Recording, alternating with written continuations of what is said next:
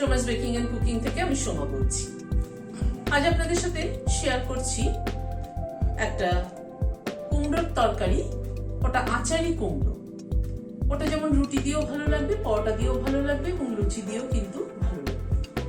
রুটি পরোটা খাওয়ার জন্য কিন্তু আমাদের সবজি একটুখানি চিন্তা করতে হয়, কি করব এরকম মনে হয়। এরকম একটা কুমড়োর রেসিপি করে দেখবেন, খুব ভালো কিন্তু রুটি পরোটা খাওয়া যায়। তাহলে চলুন দেখিনি কি করে বানালাম। আচারি কুমড়ো বানানোর জন্য প্রথমে একটা ড্রাই মশলা তৈরি করে নেব। এখানে ধনে দিলাম হাফ টিএসপি। গ্যাসে তাওয়া বসিয়েছি, তাওয়াটাকে কিন্তু গরম করে নিয়েছি, গ্যাসটা কমিয়ে রেখেছি। এখানে হাফ টিএসপি সাদা জিরে, হাফ টিএসপি মৌরি, একটা শুকনো লঙ্কা, হাফ টিএসপি সর্ষে, 2-4 দানা মেথি দিয়ে দিলাম, আর 1/4 টিএসপির মতো আজওয়াইন দিলাম। গ্যাসের ফ্লেমটাকে কমিয়ে রেখে মশলাটাকে ধীরে ধীরে ড্রাই রোস্ট করে নেব। শুকনো লঙ্কাটা একটু চেপে চেপে দেব, কারণ শুকনো লঙ্কাটা হতে কিন্তু একটু টাইম নেয়।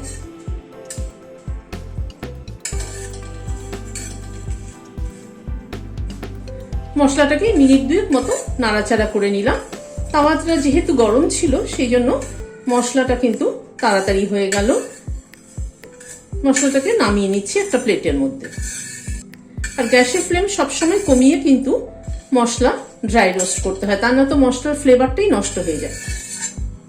শুকনো লঙ্কাটা আর একটু রোস্ট করে নিচ্ছি। শুকনো লঙ্কাটাও হয়ে গেছে, নামিয়ে নিচ্ছি। এবার মশলাটাকে একটু ঠান্ডা করে গুঁড়ো করে নেব। এখানে 500 গ্রাম কুমড়ো এরকম একটু বড় বড় করে কেটে নিয়েছি। চলুন এবার রান্নাটা শুরু করি। গ্যাসে একটা কড়াই বসিয়েছি, সরষের তেল দিচ্ছি।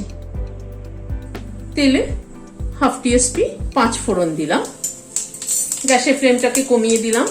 একটা শুকনো লঙ্কা দিলাম,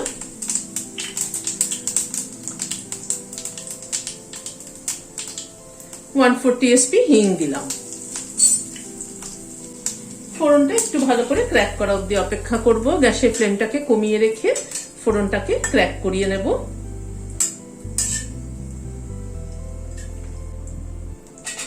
ফোড়নটা থেকে একটা সুগন্ধ বেরোলে পরে এখানে 2টো পেঁয়াজ কেটে নিয়েছি কুচি কুচি করে, সেটা দিয়ে দিলাম।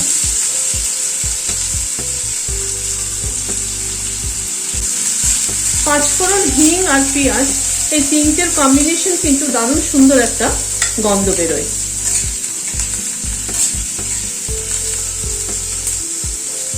গ্যাসের ফ্লেমটাকে মিডিয়ামে রেখে পেঁয়াজটা হালকা করে প্রথমে ভেজে নেব।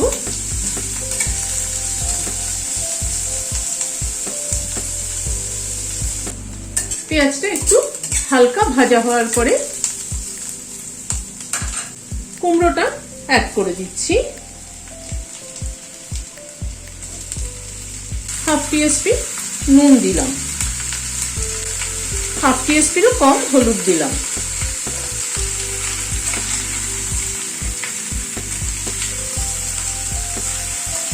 নুন হলুদটা দিয়ে কুমড়োটা মিশিয়ে নিচ্ছি।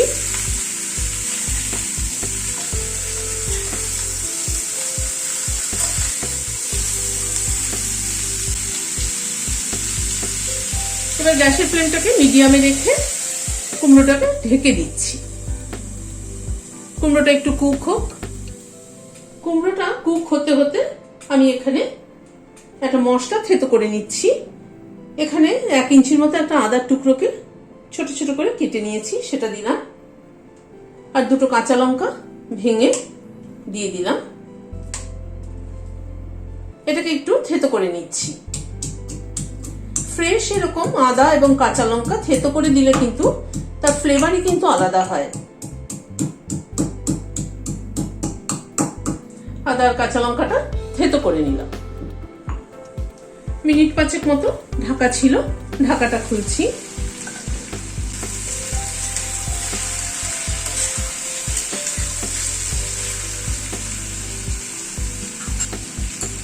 আদাটা কাঁচা লঙ্কাটা দিয়ে দিচ্ছি।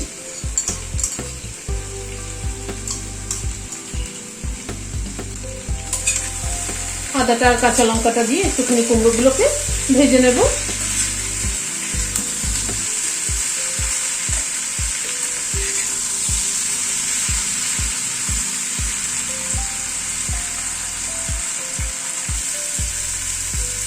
আদাটাও কাঁচা লঙ্কাটা দিয়ে নাড়াচাড়া করার পরে এখানে দুটো টমেটো নিয়েছি, সেটাকে কুচিয়ে নিয়েছি, সেটা দিয়ে দিলাম।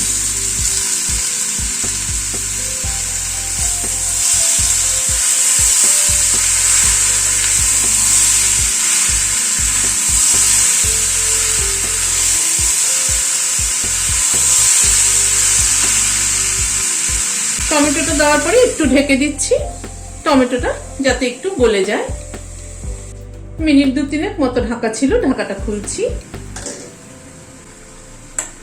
টমেটোটা একটু ভেঙে ভেঙে দিচ্ছি।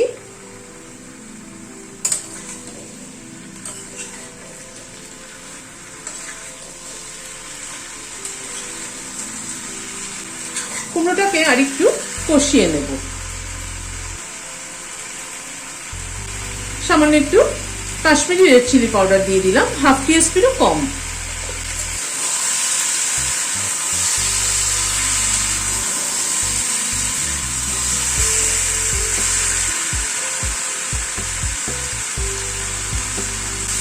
এই মিনিট 2 মতো একটু নাড়াচাড়া করে নিলাম। মশলাটা যেটা বানিয়ে রেখেছিলাম সেটা থেকে 1 চামচ মশলা, 1 চামচ দিয়ে আমি আরেকটু দিচ্ছি, আরো হাফ টিস্পুন মশলা, মানে টোটাল 1.5 চামচ মশলা দিলাম। সেটা দিয়ে একটু নাড়াচাড়া করে নেব।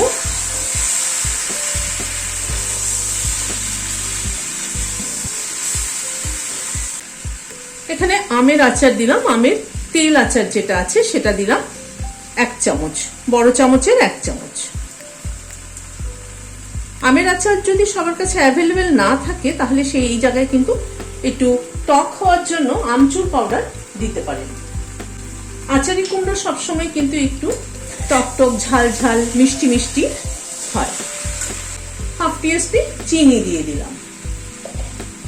বেশ টক ঝাল মিষ্টির কম্বিনেশনে কিন্তু এই কুমড়োর তরকারিটা খেতে কিন্তু দারুণ হয়। লুচি পরোটার সাথে খেতে কিন্তু দারুণ লাগে।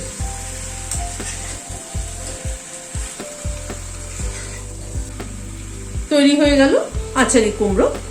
গরম গরম রুটির সাথেও দিতে পারেন, পরোটার সাথেও দিতে পারেন, আবার লুচির সাথেও কিন্তু সার্ভ করতে পারেন।